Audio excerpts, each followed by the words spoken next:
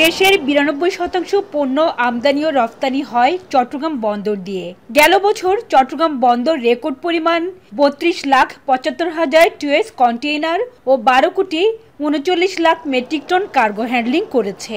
প্রতি বছরই কার্গো ও container handling বাড়ছে গড়ে ৪ থেকে ৭%। যদিও সে অনুপাতে সম্প্রসারণ হয়নি বন্দর।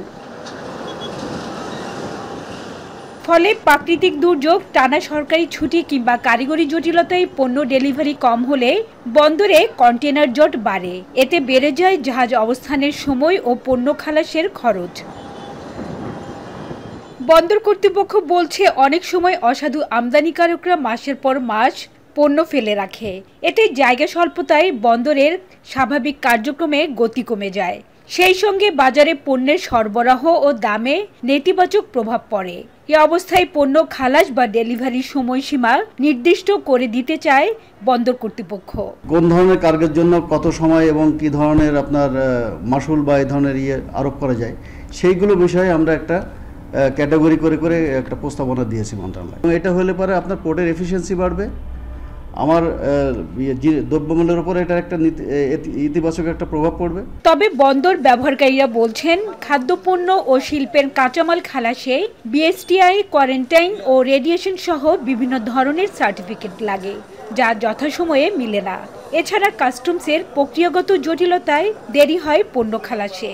এটা আসলে কোনোভাবেই এটা সম্ভবপর নয়। কারণ এই কারণে যে বন্দরের শুধু একার না, এখানে আপনার পণ্য ডেলিভারির ক্ষেত্রে সেখানে আপনাকে ব্যাংকে ইনভলভ করতে আছে, সেখানে আপনার কাস্টমস ইনভলভ আছে এবং অন্যান্য সংস্থাগুলো ইনভলভ আছে।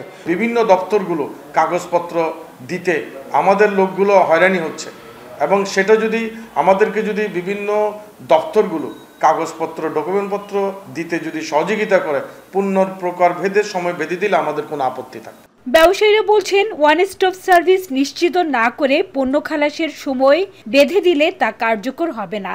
এক্ষেত্রে বন্দর ব্যবহারকারীদের সাথে আলোচনা না করেই এককভাবে কোনো সিদ্ধান্ত নেওয়া ঠিক হবে না।